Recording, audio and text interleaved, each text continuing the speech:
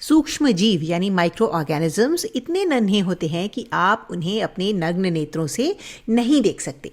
उन्हें देखने के लिए आपको सूक्ष्मदर्शी नाम के एक विशेष उपकरण की ज़रूरत होती है। अब यहाँ इस छोटे से बिंदु को देखिए। उम्मीद है कि आप इसे देख पा रहे होंगे। यहाँ इस लाल घेरे के अंदर ये छोटा सा बिंदु, क्या आप कल्पना कर सकते हैं कि औसतन इस छोटे से नन्हे बिंदु में लगभग 1 करोड़ बैक्टीरिया हो सकते हैं। सूक्ष्म जीव इतने अविश्वसनीय रूप से छोटे होते हैं। ये दिमाग को हिला देने वाली बात है ना? ये नन्हे जीव भले ही हमें दिखाई न देते हों, लेकिन ये हमारी दुनिया और हमारे दैनिक जीवन में एक बहुत बड़ी भूमिका निभाते हैं।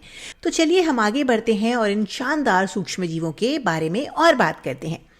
अब आप सूक्ष्म जीवों को देख नहीं सकते, तो आप सोच रहे होंगे कि अगर हम उन्हें देख नहीं सकते तो हमें कैसे पता चलेगा कि वे कहाँ हैं। तो सूक्ष्म जीव सचमुच हर जगह हैं। भले ही वे हमें दिखाई ना दें, लेकिन वे उस हवा में हैं जिसमें हम सांस लेते हैं। वे पानी में भी होते हैं, चाहे वे झील हो, नदी हो या छोटे गड्ढे।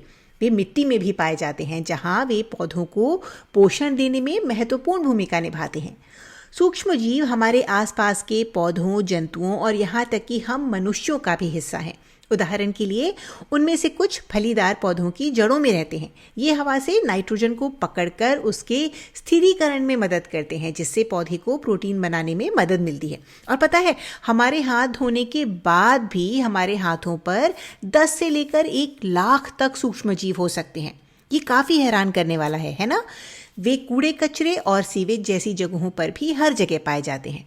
वे हमारे आसपास चुपचाप ऐसे तरीकों से काम कर रहे हैं जिन्हें हम अक्सर नहीं देख पाते। उनमें से कुछ हमारे अच्छे मित्र हैं और हमारी मदद करते हैं, जबकि अन्य तो वो उतने अच्छे नहीं होते और बीमारियां फैला सकते हैं। तो चलिए हम इन नन्हे और शानदार सूक्ष्म जीवों के बारे में और गहराई से जानते हैं। सूक्ष्म जीव अकेले भी रह सकते हैं और एक समूह के हिस्से के रूप में भी। कुछ सूक्ष्म जीव जैसे अमीबा और पैरामीशियम बिल्कुल अकेले रहना पसंद करते हैं। ये स्वतंत्र जीव व्यक्तिगत रूप से अपना जीवन जीते हैं और उन्हें अपने अस्तित्व के लिए दूसरों या अपनी ही प्रजाति के किसी भी सहारे की जरूरत नहीं होती है। ये काफी आत्मनिर्भर होते हैं, है ना? लेकिन रोचक बात यह है कि सभी सूक्ष्म जीव अकेले नहीं रह सकते। बैक्टीरिया यानी जीवाणु जैसे कुछ नन्हे जीव अक्सर बस्तियां या कॉलोनियां बना के साथ रहते हैं। उदाहरण के लिए, क्या आप जानते हैं कि कुछ बैक्टीरिया आपके दांतों की सतह पर कॉलोनी बना लेते हैं? इसे ही हम डेंटल प्लैक भी कहते हैं। जी हाँ, आपके मुंह के अंदर ही बैक्टीरिया की एक पूरी कॉलोनी हो सकती है। इसी तरह मोल्ड भी है, जो पत्तियों और मृत पौधों पर अपनी कॉलोनी बनाना पसंद करता है। और कवक यानी फंगाई, ये आपने जरूर देखा होगा, शायद सड़ते हुए केलों या अन्य मृत पौधों या जानवरों पर उगते हुए। वे भी समूहों में रहने वाले जीव हैं जो किसी भी उपलब्ध अवशेष पर एक साथ फलते फूलते हैं। तो ये सूक्ष्म जीव अकेले भी रह सकते हैं और एक बड़े परिवार के रूप में भी, और ये वाकई अद्भुत है।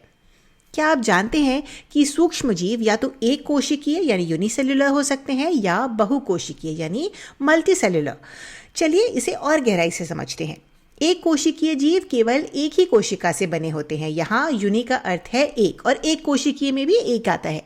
कल्पना कीजिए, पूरा का पूरा जीव बस एक अकेली कोशिका से बना है। अब आप सोच रहे होंगे कि भला एक नन्ही सी कोशिका जीवित रहने के लिए जरूरी सारे काम कैसे कर सकती है? लेकिन ये करती है। ये अद्भुत जीव भोजन करने, बढ़ने और प्रजनन करने जैसी जीवन की सभी बुनियादी प्रक्रियाएं उसी एक छोटी सी कोशिका के माध्यम से पूरी करते हैं। इसके कुछ उदाहरण अमीबा, पैरामीशियम और बैक्टीरिया यानी जीवाणु हैं। ये सभी आत्मनिर्भर एक कोशिकीय जीव हैं, जहां एक अकेली कोशिका ही सारे काम करती है। दूसरी ओर हमारे पास बहुकोशिकीय जीव होते हैं, यानी वह जीव जिनमें बहुत सारी कोशिकाएं होती हैं। ये कोशिकाएं जीवन की जटिल प्रक्रियाओं को संचालित करने के लिए एक साथ मिलकर टीम की तरह काम करती हैं। उदाहरण के लिए, ब्रेड पर उगने वाला वह मोल्ड जो आपने जरूर देखा होगा, वह बहुकोशिकीय होता है। इसी तरह शैवाल यानी एल्गी, वो हरा और चिपचिपा पदार्थ जो बारिश के दिनों में चट्टानों या पेड़ों पर नजर आता है, वो भी एक बहुकोशिकीय जीव है, जिसका मतलब है कि इसमें कई कोशिकाएं एक साथ मिलकर जीवन को संभव बनाती हैं। और पता है क्या, सभी जंतु, पौधे और यहाँ तक कि हम मनुष्य भी बहुकोशिकीय जीव ही हैं। हमारे शरीर में अनगिनत कोशिकाएं हैं जो ऊतक और अंग बनाती हैं ताकि हम जीवित रह सकें। ये वाकई अद्भुत है कि कैसे ये नन्ही कोशिकाएं मिलकर इतने जटिल प्राणी बना लेती हैं। इसके बाद चलिए देखते हैं कि सूक्ष्म जीवों को उनकी कोशिकाओं के आधार पर कैसे वर्गीकृत किया गया है। कुछ सूक्ष्म जीवों में केंद्रक यानी न्यूक्लियस और झिल्ली युक्त अंगक यानी मेम्ब्रेन बाउंड ऑर्गेनल्स होते हैं और कुछ में नहीं होते। उदाहरण के लिए अमीबा में एक केंद्रक होता है और ये नन्ही संरचनाएं जिन्हें झिल्ली युक्त अंगक कहा जाता है अमीबा के अंदर पाई जाती हैं। लेकिन जीवाणु या आकिया में दोनों नहीं होते। उनके पास ना तो केंद्रक होता है और ना ही झिल्ली युक्त अंगक। केंद्रक और झिल्ली युक्त अंगक वाले सूक्ष्म जीवों को यूकैरियोट्स कहा जाता है और जिन सूक्ष्म जीवों में केंद्रक या झिल्ली युक्त अंगक नहीं होते उन्हें प्रोकैरियोट्स कहा जाता है। यूकैरियोट्स और प्रोकैरियोट्स के बीच एक प्रमुख अंतर डीएनए की संरचना में है। यूकैरियोट्स में डीएनए लंबा यानी लिनियर होता है और केंद्रक के भीतर सुव्यवस्थित तरीके से व्यवस्थित रहता है। लेकिन प्रोकैरियोट्स का डीएनए वृत्ताकार यानी सर्कुलर होता है और कोशिका द्रव्य मतलब साइटोप्लाज्म में एकदम स्वतंत्र रूप से तैरता रहता है। और एक बहुत ही महत्वपूर्ण बात, यूकैरियोट्स एक कोशिकीय यानी यूनिसेलुलर भी हो सकते हैं और बहुकोशिकीय यानी मल्टीसेलुलर भी। जैसे कि ये अमीबा, ये एक कोशिकीय यूकैरियोट है, जबकि हम मनुष्य, अन्य जंतु, पौधे और कवक बहुकोशिकीय यूकैरियोट्स की श्रेणी में आते हैं। लेकिन जहाँ तक प्रोकैरियोट्स की बात है वो हमेशा, और मेरा मतलब है हमेशा, एक कोशिकीय ही होते हैं। इसमें कोई भी अपवाद, कोई भी एक्सेप्शन नहीं है। और हाँ, इसके अलावा एक आम गलतफहमी जो लोगों को होती है उसे भी दूर कर लेते हैं। भले ही प्रोकैरियोट्स में केंद्रक नहीं होता, लेकिन इसका मतलब ये बिल्कुल नहीं है कि उनमें आनुवांशिक जानकारी नहीं होती। उनके पास अपना डीएनए होता है जिसमें वे सभी निर्देश छिपे होते हैं जिनकी उन्हें जीवित रहने और काम करने के लिए ज़रूरत होती है।